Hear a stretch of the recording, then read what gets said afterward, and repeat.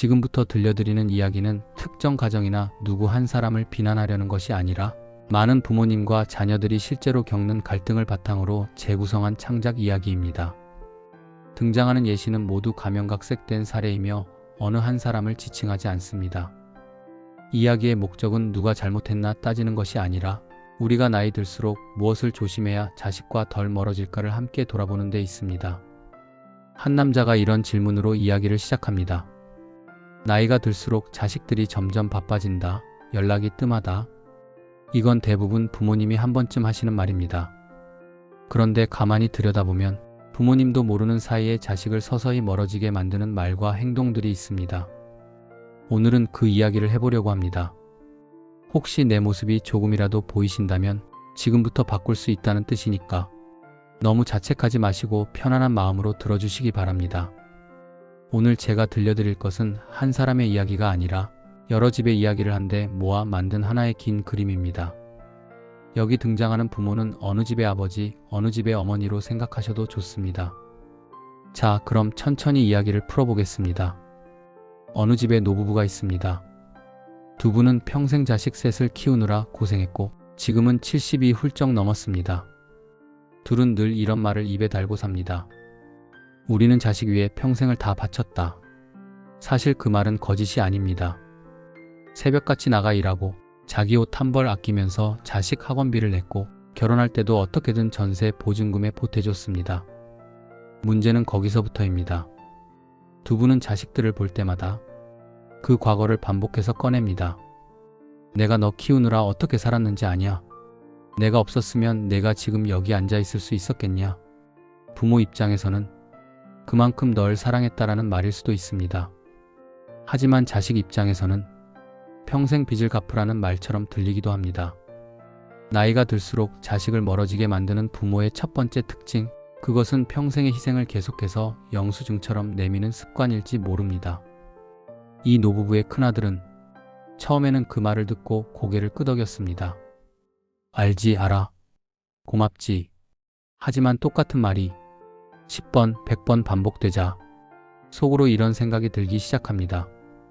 그래, 고마운 건 맞는데 이제는 좀 그만 들으면 안 될까? 내가 평생 죄인처럼 살아야 하나? 감사와 미안함이 어느 순간엔 숨막힘과 부담으로 변해갑니다. 그럴수록 자식은 집에 가기 전부터 마음이 무거워집니다. 또 그 이야기 나오겠지. 이렇게 해서 부모와 자식 사이 첫 번째 작은 거리가 생깁니다. 두 번째 특징은 부모님은 잘 못 느끼지만 자식들은 아주 민감하게 느끼는 것, 감정으로 협박하는 말입니다. 이 노부부의 둘째 딸은 아이 둘을 키우며 맞벌이를 하고 있습니다. 몸이 10개라도 모자란 생활 속에서 가끔은 전화에 바로 못 받을 때도 있고 부모님께 못 가는 주말도 있습니다. 그럴 때마다 어머니는 이렇게 말하곤 합니다. 그래, 너 바쁘면 뭐 어쩔 수 없지. 엄마는 괜찮다. 그냥 혼자 있다가 가면 되지 뭐.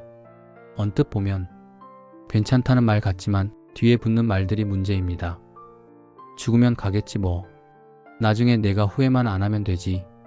이런 말은 상대의 죄책감을 세게 누르는 말입니다. 자식은 전화를 끊고 나서도 하루 종일 마음이 불편합니다. 아, 또 엄마 마음 상하게 한 건가? 하지만 이 불편함이 계속되면 어떻게 될까요? 사람은 누구나 불편한 감정이 반복되는 곳을 무의식적으로 피하려 합니다. 결국 딸은 전화를 걸기 전부터 망설이기 시작합니다. 오늘 전화하면 또 그런 이야기 하시겠지. 괜찮다는 말 뒤에 늘 너 때문에 서운하다는 메시지를 숨기면 자식은 점점 전화 버튼을 누르기가 어려워집니다. 세 번째 특징은 내 삶의 외로움을 자식 하나에게만 전가하는 것입니다. 나이가 들수록 하루가 길게 느껴지고 같이 밥 먹을 사람이 줄어들고 할 이야기가 사라집니다. 그러다 보니 어느 순간 자식이 유일한 말 상대, 유일한 낙이 되어버리는 경우가 있습니다. 부모는 하루 종일 누적된 외로움과 답답함을 전화 한 통에 몰아서 쏟아냅니다. 너는 왜 이렇게 전화를 안 하냐? 너밖에 없다, 엄마는. 내가 나 몰라주면 나는 진짜 갈 데가 없다. 처음엔 자식도 그 마음이 안쓰러워 전화도 자주 하고 주말마다 찾아갑니다. 그런데 시간이 지날수록 이 관계는 대화가 아니라 감정 쓰레기통처럼 변해갑니다. 통화를 끊고 나면 자식의 머릿속에는 부모님의 외로움, 불안, 서운함만 가득 남게 됩니다. 마음은 이해하지만 정작 자신의 삶을 살 힘이 조금씩 빠져나갑니다. 그러다 어느 순간 자식이 속으로 이렇게 말하게 됩니다. 엄마, 아빠를 사랑하지만 전화를 하고 나면 내가 너무 힘들어. 내 인생은 누가 들어주지? 외로움을 나누고 싶은 마음이 전부 잘못된 것은 아닙니다. 하지만 한 사람에게 모든 감정을 떠넘기는 순간 그 사람은 점점 멀어질 수밖에 없습니다. 네 번째 특징은 자식의 선택을 끝까지 인정하지 못하는 태도입니다. 어떤 부모는 자식이 어떤 선택을 하든 늘 이런 식으로 말합니다. 그 직장 안정적이긴 한데 너한테는 안 맞는 것 같은데, 그 사람 성격은 괜찮은데 집안이 좀 미끄덩하지 않냐? 애를 왜 그렇게 키우냐? 요즘 애들 다 망치는 그런 식으로는 안 된다. 자신이 보기엔 조언입니다. 하지만 자식이 듣기엔 넌 늘 부족하다는 메시지에 가깝습니다. 특히 결혼하고 아이까지 생긴 뒤에는 이 말들이 훨씬 더 깊이 박힙니다. 내가 부모가 됐으면 조금은 인정해줘도 될 텐데 아직도 내 인생을 시험 보듯이 보는구나. 부모는 내가 잘 되라는 마음이라고 말하지만 언제나 무의식 속에는 내가 더 잘 안다라는 마음이 깔려 있습니다. 이 태도가 계속되면 자식은 자신의 삶에 부모를 초대하고 싶지 않아집니다. 내가 누구 만나든 어디로 이사 가든 어떻게 아이를 키우든 언제나 잔소리와 평가가 돌아올 텐데 차라리 말을 안 하는 게 편하지. 그렇게 자식은 점점 자신의 중요한 소식을 부모에게 가장 나중에 전하거나 아예 말하지 않게 됩니다. 다섯 번째 특징은 형제 자매를 비교하며 서운함을 표현하는 것입니다. 내 오빠는 그래도 용돈이라도 보내는데 넌 뭐하냐? 내 동생은 주말마다 왔다 가는데 넌 얼굴 보기가 힘들다. 이런 말들은 부모 입장에서는 좀 더 잘해달라는 표현일 수 있지만 자식에게는 이렇게 들립니다. 나는 그 기준에 항상 모자란 사람이다. 비교를 들은 자식은 두 가지 감정을 동시에 느낍니다. 하나는 억울함, 그리고 또 하나는 분노입니다. 내 사정은 하나도 모르면서 오빠랑 나를 비교하네. 그럼 오빠한테 가서 사세요. 라고 말은 못하지만 마음속에서는 조금씩 거리를 둡니다. 감정은 단순합니다. 누군가와 비교당하면 그 자리를 피하고 싶어집니다. 그래서 비교받는 자식일수록 부모님의 집에 가고 싶지 않은 마음이 생깁니다. 여섯 번째 특징은 돈과 사랑을 섞어서 말하는 것입니다. 부모가 나이 들수록 재산과 상속 이야기가 조금씩 튀어나옵니다. 나중에 이 집은 다 너희들 줄 건데 내가 죽으면 이 땅이 다 너희 몫이야. 이 말만으로 끝나면 크게 문제는 아닐 수 있습니다. 문제가 되는 건 이후에 따라오는 말입니다. 그러니까 지금은 나 좀 더 챙겨라. 나한테 잘해야지. 나중에 후회하지 말고. 사랑과 재산을 섞어버리면 자식의 마음도 복잡해집니다. 내가 부모님께 잘하는 게 진짜 마음에서 우러난 건지 아니면 언젠가 받을 유산 때문인지 나조차 헷갈리기 시작한다. 이렇게 되면 부모와 자식의 관계는 사랑이 아니라 계산으로 변해버립니다. 계산이 들어간 관계는 어느 쪽이든 언젠가 깨지기 마련입니다. 금액이 기대보다 적어도 서운하고 많아도 미안하고 불편합니다. 차라리 너희가 우리에게 주고 싶은 게 사랑이라면 돈과 상관없이 표현해달라. 이렇게 분리하는 편이 훨씬 더 건강합니다. 일곱 번째 특징은 사과를 모르는 부모의 태도입니다. 어릴 때 부모에게 상처를 받은 기억이 있는 자식들은 생각보다 많습니다. 너 때문에 내가 산다. 너만 아니었으면 이 고생 안 했다. 그 집 아이랑 비교해봐라. 너는 왜 그러냐.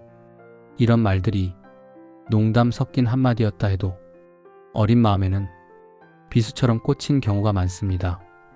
나이가 들어서도 자식은 그때의 상처를 부모에게 말하지 못할 때가 많습니다.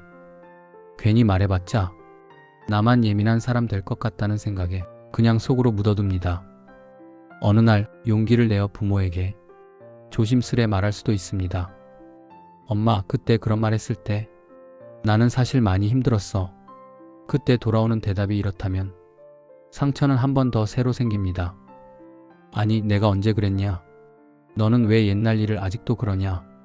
부모 마음도 모르고 너 너무 예민한 거 아니냐?